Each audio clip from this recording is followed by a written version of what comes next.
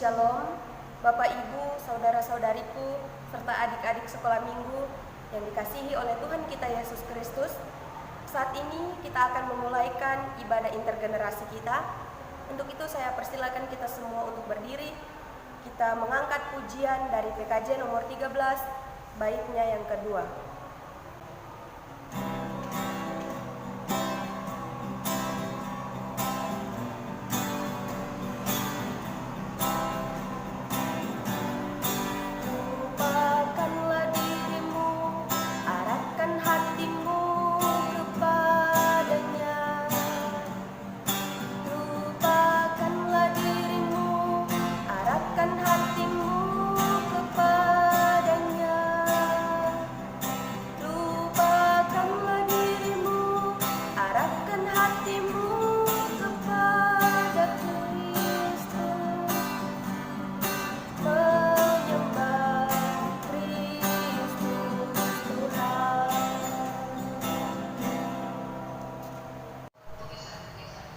Biarlah ibadah intergenerasi di Minggu Advent ini mendapat pertolongan dari Tuhan yang menjadikan langit dan bumi, dan yang mengaruniakan keselamatan bagi umatnya.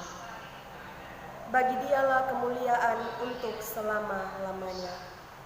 Amin. Jemaat dipersilakan untuk duduk kembali. Saudara-saudariku, di dalam hidup dan kehidupan kita, seringkali secara sadar maupun tidak, kita telah melakukan tindakan di luar firman Tuhan. Untuk itu, marilah kita merendahkan diri di hadapan Tuhan dan mengaku segala dosa kita kepadanya. Kita berdoa. Kami adalah umat yang kurang sabar ya Tuhan. Kami mengetahui janji-Mu untuk datang kepada mereka yang di dalam iman mencari dan menantikan Engkau. Kami mencari-Mu ya Bapa, tetapi lebih sering mencari melalui cara dan pada tempat yang salah. Kami menanti tetapi bukan menanti kedatangan-Mu. Kami mengacaukan diri kami dengan kesenangan dan mengungkapkan ketidaksetiaan kami melalui keresahan dan kekhawatiran. Bangunkanlah kami dari kelelapan kami. Jauhkanlah kami dari keinginan yang membinasakan. Ampunilah kami dari mementingkan diri kami, lebih daripada mementingkan kerajaan dan kebenaran-Mu. Buatlah kami lapar dan dahaga akan kedatangan-Mu. Tolong kami agar kami mengetahui yang terbaik untuk masa Advent ini, sehingga kami dapat dengan layak mempersiapkan kedatangan-Mu. Ya Tuhan, ampunilah kami. Amin. Kita menyanyikan pujian Sejauh Timur dari Barat.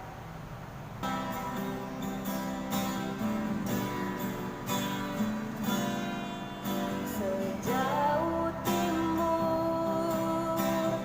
dari barat, Engkau membuang dosaku. Tiada kau ingat lagi pelanggaran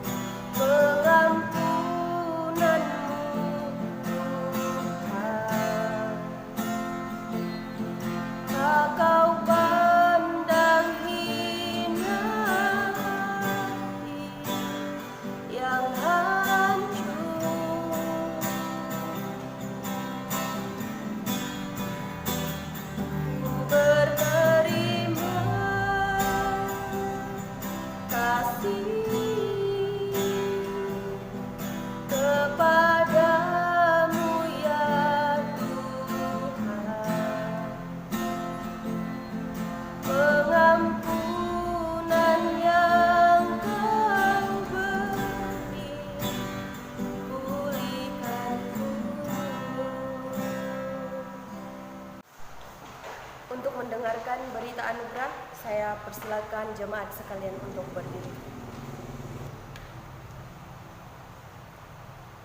Selaku hamba Tuhan Yesus Kristus, saya memberitakan pengampunan dosa berlaku bagi setiap orang yang bersedia mengaku dosanya dan bertobat. Sebagaimana firman Tuhan dalam Yesaya, pasalnya yang pertama ayatnya yang ke-18. Sekalipun dosamu merah seperti kirmisi, akan menjadi putih seperti salju. Sekalipun berwarna merah seperti kain kesumba, akan menjadi putih seperti bulu domba.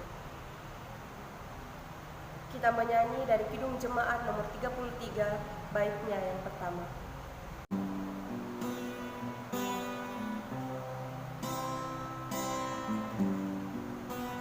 Suaramu ku dengar, memanggil diriku, supaya ku di Golgota dibasuh darah-Mu. Aku datanglah, Tuhan, padamu, dalam darah-Mu kudus, sucikan diriku. Jemaat dipersilakan untuk duduk kembali. Bapak, Ibu, saudara-saudariku, serta adik-adik sekolah minggu yang dikasihi oleh Tuhan kita Yesus Kristus, kita akan masuk dalam pelayanan firman Tuhan. Untuk itu, marilah kita meminta hikmat dan pertolongan daripada Tuhan, agar firman yang akan kita dengarkan bersama-sama itu boleh kita lakukan di dalam kehidupan kita setiap hari. Mari kita satu di dalam doa, kita berdoa. Ya Bapa, di dalam Tuhan Yesus Kristus, terima kasih sebab Engkau setia di tengah ketidaksetiaan kami. Engkau mengantar dan memelihara kami, sehingga kami boleh ada sebagaimana kami ada pada saat ini. Kami bersedia diingatkan tentang kasih-Mu, tentang janji keselamatan-Mu di dalam dan melalui Yesus Kristus. Persiapkanlah kami untuk membaca dan merenungkan firman-Mu hari ini, supaya hidup kami diarahkan untuk bertobat sambil menyambut Engkau. Amin. Shalom adik-adik, apa kabar semuanya? Hari ini kita akan mendengarkan cerita. Kira-kira hari ini kakak mau bawakan cerita apa ya? Nah adik-adik, hari ini kita akan mendengarkan cerita tentang kisah seorang anak yang tidak taat kepada orang tuanya. Baiklah adik-adik, silakan adik-adik yang ada di rumah untuk duduk manis, diam, dan dengarkan cerita ini bersama-sama.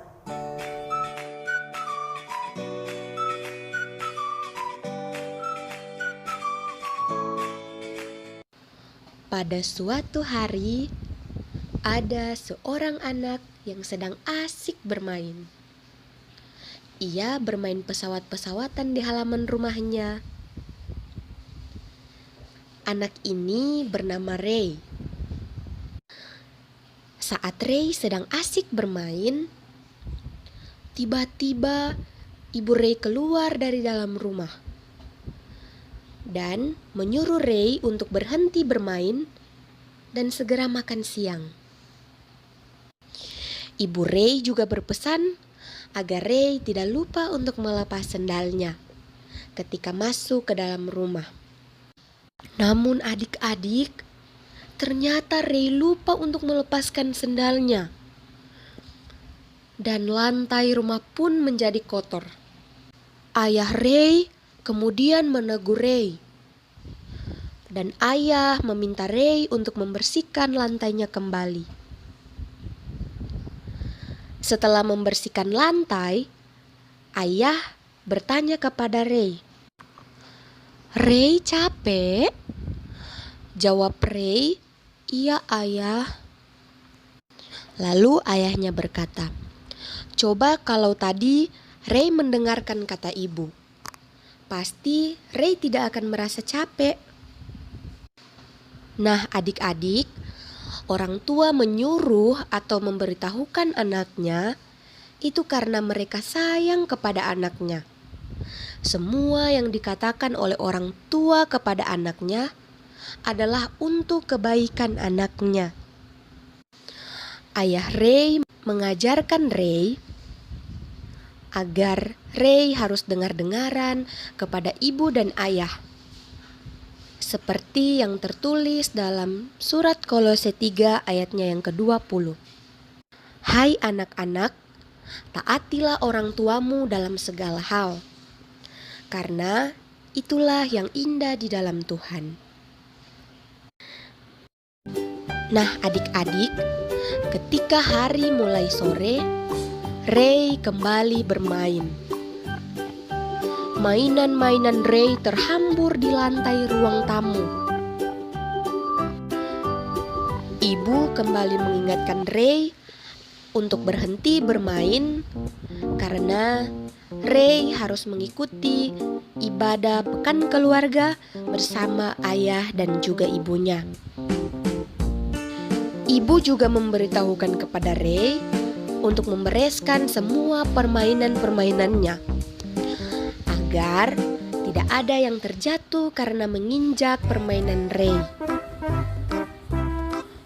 Mendengar perkataan ibu, awalnya Ray merasa malas dan ingin membiarkan permainannya terhambur di lantai. Karena Ray merasa bahwa permainannya terlalu banyak dan sulit untuk dirapikan kembali. Namun adik-adik, Ray membayangkan bahwa pasti karena perbuatannya ini akan ada yang celaka karena terjatuh menginjak permainan Ray. Dan tentunya Ray akan dimarahi oleh ibu dan ayahnya. Ray juga mengingat perkataan ayahnya tadi siang untuk selalu dengar-dengaran kepada orang tua. Dan akhirnya Ray membereskan semua permainannya dan pergi ke ruang keluarga untuk beribadah bersama ibu dan ayahnya. Nah adik-adik, inilah cerita tentang anak yang tidak dengar-dengaran kepada orang tuanya. Ia merasakan bahwa ada hukuman yang akan ia dapatkan kalau ia tidak mendengarkan perkataan kedua orang tuanya, yaitu membereskan dan membersihkan semua yang telah ia lakukan. Dan pada akhirnya, ia menjadi anak yang penurut dan taat. Adik-adik di rumah juga harus menjadi anak yang dengar-dengaran kepada ayah, ibu, atau papa, mama, seperti firman Tuhan dalam Kolose 3 ayat 20 yang mengajarkan anak-anak untuk selalu taat dan dengar-dengaran kepada orang tua, supaya kita sebagai anak-anak selalu menjadi yang terindah di dalam Tuhan Yesus. Amin. Pembacaan Alkitab kita pada saat ini terdapat dalam surat Kolose pasalnya yang ketiga, ayatnya yang ke-18 hingga ayatnya yang ke-25. Di bawah judul perikop, hubungan antara anggota-anggota rumah tangga. Hai istri-istri, tunduklah kepada suamimu, sebagaimana seharusnya di dalam Tuhan. Hai suami-suami, kasihilah istrimu, dan janganlah berlaku kasar terhadap dia. Hai anak-anak, taatilah orang tuamu dalam segala hal, karena itulah yang indah di dalam Tuhan. Hai bapak-bapak, janganlah sakiti hati anakmu, supaya jangan tawar hatinya. Hai hamba-hamba, taatilah Tuanmu yang di dunia ini, di dalam segala hal. Jangan hanya di hadapan mereka saja untuk menyenangkan mereka, melainkan dengan tulus hati karena takut akan Tuhan. Apapun juga yang kamu perbuat, perbuatlah dengan segenap hatimu, seperti untuk Tuhan dan bukan untuk manusia. Kamu tahu bahwa dari Tuhanlah kamu akan menerima bagian yang ditentukan bagimu sebagai upah. Kristus adalah Tuhan dan kamu hambanya. Barang siapa berbuat kesalahan, ia akan menanggung kesalahannya itu, karena Tuhan tidak memandang orang. Berbahagialah setiap orang yang mendengarkan firman Tuhan dan melakukan di dalam kehidupannya setiap hari. Maranatha. Maranatha, Maranatha, Maranatha.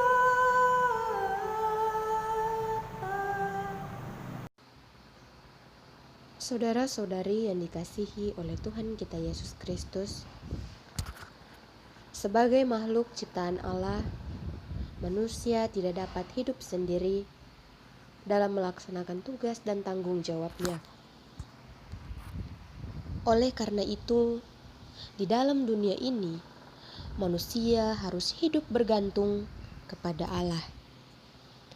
Walaupun dalam kehidupannya, manusia memiliki kemandirian atau kemampuan untuk mengambil keputusan serta membuat pilihan sendiri. Selain membutuhkan Allah, manusia juga membutuhkan peran orang lain dalam kehidupannya. Sehingga selain makhluk ciptaan Allah, manusia juga disebut sebagai makhluk sosial. Yang membedakan antara manusia dan makhluk ciptaan Allah lainnya. Manusia tidak dapat menjalankan kehidupan yang wajar tanpa keterlibatan orang lain sebagai pendamping. Hal inilah yang menyebabkan manusia yang satu membutuhkan manusia yang lain. Demikian juga sebaliknya. Paulus menegaskan dalam pembacaan Alkitab kita saat ini bahwa dalam hubungan keluarga, terutama suami dan istri, hubungan yang positif akan membawa suatu keluarga pada kehidupan yang damai dan sejahtera. Jika suami istri saling menghormati dan saling mengasihi satu sama lain. Setiap istri diharapkan untuk menghormati suaminya. Bukan semata-mata suami itu ditempatkan di posisi yang tinggi, yaitu sebagai kepala keluarga. Melainkan karena menghormati suami adalah salah satu tanda bahwa seorang istri benar-benar mengasihi suaminya. Sebaliknya, hal yang sama juga diperhadapkan kepada suami. Seorang suami yang mengasihi istrinya, ia akan rela melakukan apa saja, bahkan rela menyerahkan nyawa sekalipun, semata-mata agar istrinya bahagia. Dalam relasi ini, sesungguhnya tidak ada yang lebih tinggi dan tidak ada yang lebih rendah kedudukan antara suami dan istri. Karena keduanya bertanggung jawab membahagiakan pasangannya dengan cara saling menghormati dan saling mengasihi. Ketika sikap ini kita pindahkan ke dalam pergaulan yang lebih luas, maka sesungguhnya kita telah melakukan apa yang dikehendaki oleh Tuhan untuk kita lakukan kepada sesama, yaitu dengan saling mengasihi dan saling menghormati. Mengapa? Karena pergaulan yang sehat adalah pergaulan yang saling mengasihi dan menghormati. Ketika nilai-nilai ini bergeser dari nilai kasih, maka pergaulan itu telah menjadi pergaulan yang tidak sehat. Saudara-saudariku yang dikasihi oleh Tuhan kita Yesus Kristus, Kita hidup di zaman keterbukaan informasi, transportasi, dan komunikasi yang tentunya di mana tidak ada lagi sekat-sekat yang membatasi atau memisahkan seseorang untuk bergaul satu dengan yang lain. Pergaulan antar orang dari belahan dunia semakin terbuka berkat kemajuan teknologi. Sebagai contoh, dengan teknologi sekarang ini, kita bisa menikmati berbagai tayangan, entah itu melalui televisi atau layanan internet via gadget, Facebook, Twitter, Instagram, ataupun WhatsApp, dan lain sebagainya.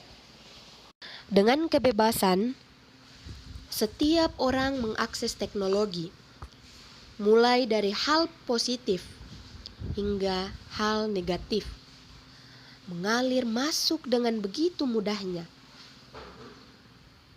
Bahkan, kita dapat masuk dan mengikuti budaya yang bertentangan dengan iman percaya kita. Maka, hal seperti ini perlu disikapi dengan hati-hati. Sebab jika tidak, hal ini dapat membuat orang terjebak dalam pergaulan yang buruk, khususnya bagi generasi-generasi muda yang tentunya akan meneruskan tongkat estafet agar dapat menjadi cermin yang baik bagi orang lain melalui tingkah laku dan perbuatan. Saudara-saudariku yang dikasihi oleh Tuhan kita Yesus Kristus, ada berbagai sisi positif dan negatif ketika kita bergaul di era zaman modern ini. Dengan begitu banyaknya tawaran-tawaran yang menggiurkan, sehingga membuat banyak orang terjebak pada pergaulan yang buruk. Sisi positifnya yaitu kita dapat mengetahui informasi-informasi penting. Misalnya, motivasi-motivasi hidup dalam menjalani hubungan keluarga, dan lain-lain. Sisi negatif dengan adanya teknologi yang modern ini, banyak hal-hal dalam tanda kutip pembenaran diri yang kita lakukan ketika kita sudah terjebak dalam pergaulan yang buruk. Mungkin dengan berbagai alasan, keluarga tidak harmonis karena istri tidak lagi tunduk kepada suami, karena mungkin merasa sering dibanding-bandingkan, merasa diperlakukan seperti pembantu, atau mungkin merasa bahwa dialah yang paling banyak berperan dalam keluarga, atau mungkin faktor-faktor lainnya. Suami tidak mengasihi istri dan sering berlaku kasar, karena mungkin merasa kerja kerasnya tidak dihargai. Mungkin merasa lelah dengan pekerjaan. Anak-anak tidak taat dan dengar-dengaran kepada orang tua, dan menjadi tawar hati karena sering disakiti oleh orang tua. Ataupun orang tua tidak lagi memperhatikan anak-anak karena sibuk dengan pekerjaan, bisnis, dan lain sebagainya. Kita dapat menangkal pergaulan buruk dengan memperkokoh keluarga kita. Itu berarti bahwa kita berupaya menciptakan suasana keluarga yang harmonis dengan mengikuti ajakan firman Tuhan saat ini. Istri tunduk kepada suami sebagaimana seharusnya dalam Tuhan. Suami mengasihi istri dan jangan berlaku kasar. Anak-anak taat pada orang tua dalam segala hal positif, karena itulah yang indah di dalam Tuhan. Orang tua jangan sakiti hati anak-anak, supaya jangan mereka tawar hati. Hamba-hamba taat pada Tuhan dengan tulus hati dilandasi sikap takut akan Tuhan. Di masa minggu-minggu Advent ini, kita diajak untuk merefleksikan kehidupan yang telah kita jalani. Begitu banyak pelanggaran yang telah kita perbuat dalam hidup kita. Untuk itu, marilah kita membina diri, keluarga, untuk takut akan Tuhan dan rajin beribadah. Dengan berupaya membangun dan menciptakan keluarga yang harmonis, maka kehidupan yang sehat dalam keluarga akan menjamin persekutuan yang bertumbuh dan nama Tuhan dimuliakan. Membangun kehidupan keluarga yang sehat dan ideal harus diawali dengan mewujudkan relasi yang baik di tengah-tengah hubungan keluarga antara suami dan istri, orang tua dan anak-anak, tuan dan hamba, sehingga nama Tuhan akan terus dipuji dan dimuliakan. Kiranya di minggu Advent ini kita dapat terus diperbaharui dan kehidupan kita menjadi kehidupan yang berkenan bagi Tuhan, dan keluarga kita menjadi keluarga yang takut akan Tuhan. Amin. Untuk merespon perenungan firman Tuhan, mari kita menyanyi dari Kidung Jemaat nomor 318, baitnya yang pertama.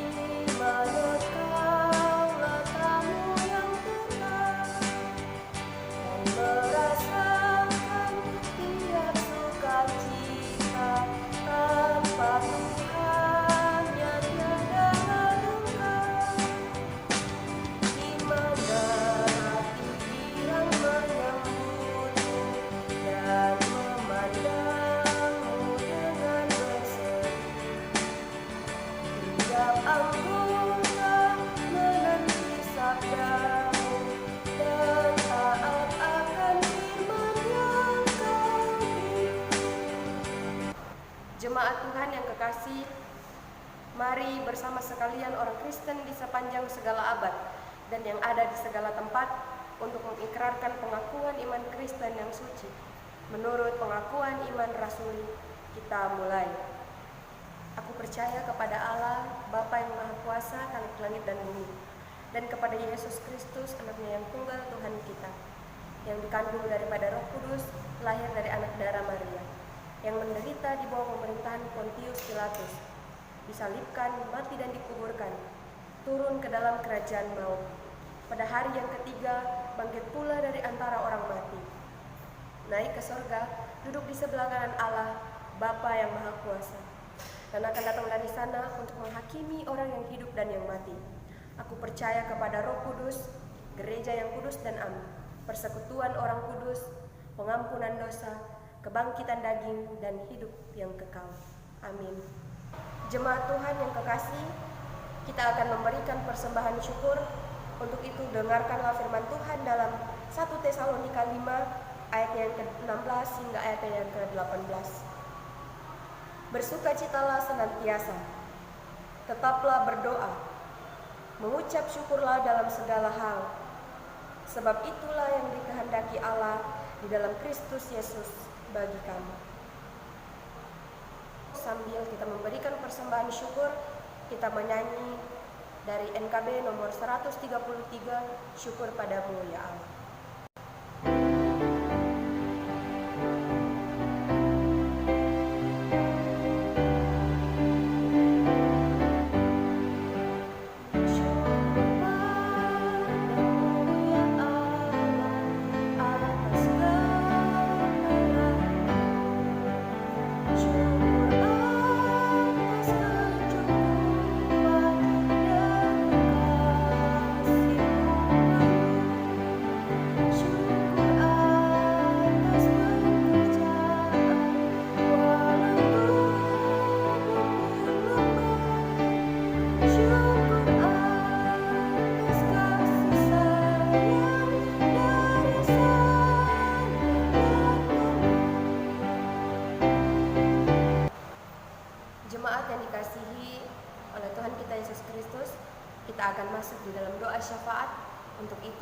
kita satu di dalam doa, kita berdoa. Terpujilah namamu ya Tuhan. Kami berterima kasih atas kebaikan dan kemurahan Tuhan di dalam kehidupan kami. Sehingga pada saat ini kami boleh menaikkan puji-pujian kami kepadamu. Kami juga boleh diperdengarkan oleh berita firman-Mu. Biarlah kiranya ya Tuhan, berita firman-Mu ini boleh menjadi pedoman di dalam kami menjalani kehidupan kami, agar kami terus membangun relasi yang baik dengan sesama kami, terlebih khusus di dalam lingkup keluarga. Terima kasih ya Tuhan Allah. Kami mau berdoa ya Tuhan, dari tempat di mana kami masing-masing berada. Kami mau berdoa buat saudara-saudari kami yang mungkin pada saat ini mengalami kelemahan tubuh. Kiranya Engkau menjamah bagian-bagian tubuh mereka yang sakit ya Tuhan, agar kesembuhan yang datangnya daripadamu itu boleh mereka rasakan, sehingga mereka pun boleh mempersiapkan diri dalam minggu Advent ini untuk menyambut kedatangan-Mu. Kami pun berdoa bagi para orang tua kami ya Tuhan, baik yang bersama-sama dengan kami maupun yang terpisah jauh dari kami. Kiranya Engkau terus memberkati serta melindungi mereka di dalam mereka menjalani hari-hari hidup mereka, baik dalam pekerjaan mereka maupun dalam aktivitas sehari-hari. Terima kasih ya Tuhan. Kami pun mau berdoa buat anak-anak sekolah minggu, pemuda dan remaja di dalam masa pertumbuhan dan perkembangan, di dalam masa muda ya Tuhan. Kiranya Engkau terus memperlengkapi kami dengan hikmat-Mu, agar kami boleh membawa terang bagi sesama kami, dan kami boleh menjadi anak-anak muda yang terus berkarya di dalam Tuhan, sehingga nama Tuhan dipuji dan dimuliakan. Kami berdoa ya Tuhan untuk para lansia, duda, janda, fakir miskin, anak yatim. Kiranya mereka terus diberi kecukupan, kekuatan serta kesehatan daripada Tuhan, selalu bersama-sama dengan mereka. Kami berdoa untuk bangsa dan negara kami ya Tuhan, di dalam menghadapi situasi pandemi COVID-19 yang belum berakhir sampai saat ini. Penyembuhan dan pemulihan yang berasal daripada Tuhan kiranya akan terus bersama-sama dengan semua orang-orang yang merasakan dampak dari COVID-19 ini. Begitupun dengan kami ya Tuhan, kiranya Engkau terus melindungi dan menyertai kehidupan kami, agar kami terhindar dari paparan virus COVID-19. Kami berdoa untuk pemimpin bangsa dan negara kami. Kiranya hikmat-Mu menaungi mereka. Kiranya apa yang mereka lakukan itu boleh mendatangkan kesejahteraan bagi masyarakat. Sehingga ya Tuhan, bangsa dan negara kami menjadi bangsa dan negara yang takut akan Tuhan. Terima kasih ya Tuhan Allah, kami sudah boleh memberikan persembahan di hari ini. Kiranya persembahan kami yang boleh kami berikan hari ini, itu boleh berkenan dan Engkau terima. Terima kasih ya Tuhan, ini yang menjadi doa kami, yang kami bawa di dalam nama Tuhan Yesus, yang adalah Tuhan dan Juru Selamat kami yang hidup. Amin. Jemaat yang dikasihi oleh Tuhan Yesus Kristus, saya persilakan untuk berdiri. Kita menyanyi dari lagu pujian Bahasa Kasih.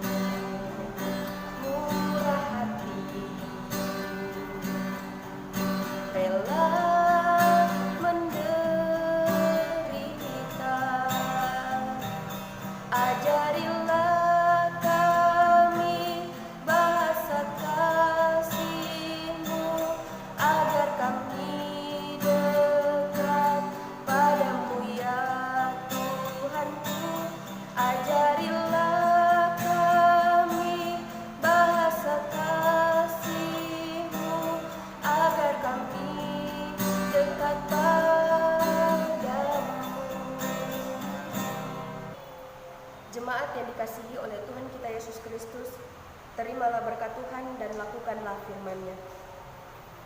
Kasih karunia Tuhan Yesus Kristus, kasih Allah dan persekutuan Roh Kudus menyertai saudara-saudara sekalian. Amin. Amin. Amin. Amin. Jemaat Tuhan dipersilakan untuk duduk kembali. Kita masuk di dalam saat teduh.